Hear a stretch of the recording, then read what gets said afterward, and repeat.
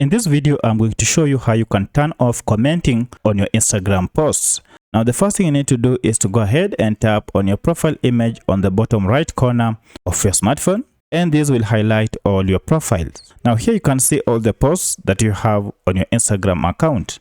Go ahead and identify the posts you want to turn off commenting, and for my case, I'll turn off on this first post. And as you can see, the commenting section is on, but I want to turn it off. To turn it off, all you need to do is to tap on these three dots on the top right corner here. And then we have an option called turn off commenting.